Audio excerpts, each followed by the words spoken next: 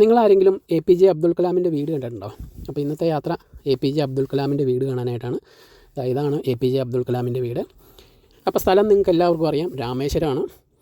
അപ്പോൾ ഈ ഒരു യാത്രയുടെ പ്രധാന ഉദ്ദേശം എന്ന് പറയുന്നത് തന്നെ APJയുടെ വീടൊന്ന് കാണുക, ആ ഒരു ഉദ്ദേശത്തോടു കൂടിയാണ് വന്നിരിക്കുന്നത്.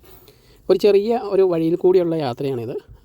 തൊട്ടടുത്ത് തന്നെ ഒരു മെയിൻ റോഡുണ്ട്. 1.5 കിലോമീറ്ററോളം ചെറിയ ചെറിയ വഴികളാണ്. ചെറിയ വഴി കയറി വരുന്നത് നേരെ ഈ കാണുന്ന APJ അബ്ദുൽ കലാമിൻ്റെ വീട്ടിലേക്കാണ്. കാറൊക്കെ വരുന്ന രീതിയിലുള്ള ഒരു വഴിയാണ്. പക്ഷേ ആണെങ്കിൽ കുറച്ച് അധികം ട്രാഫിക്കൊക്കെ ഉണ്ട്. ഒരുപാട് ആളുകളൊക്കെ APJ അബ്ദുൽ കലാമിൻ്റെ വീട് കാണാനായിട്ട് വന്നിട്ടുണ്ട്. അപ്പോൾ നമ്മളാണെങ്കിലും വണ്ടിയൊക്കെ സൈഡിൽ ഒതുക്കി, ഒരു കടയൊക്കെ ഉണ്ടായിരുന്നു, അപ്പോൾ കടയുടെ സൈഡിലൊക്കെ ഒതുക്കി. ഇതാണ് ഫുള്ളായിട്ടുള്ള ഈ ബിൽഡിങ്.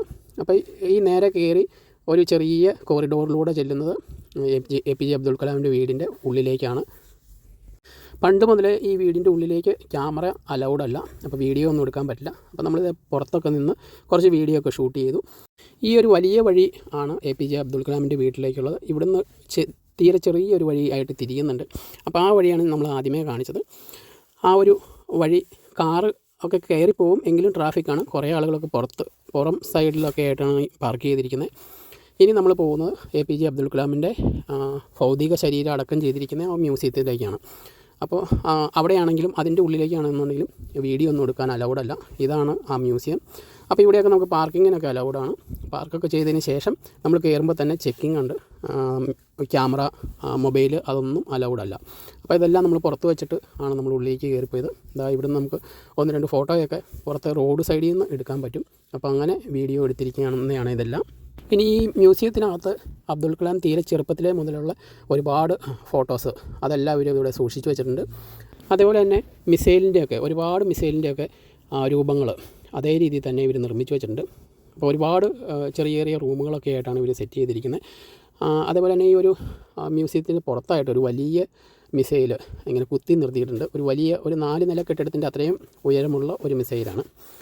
ഇതാണ് ഈ പോകുന്ന വഴി എന്ന് പറയുന്നത്. മധുര രാമേശ്വരം ഹൈവേ ആണ്.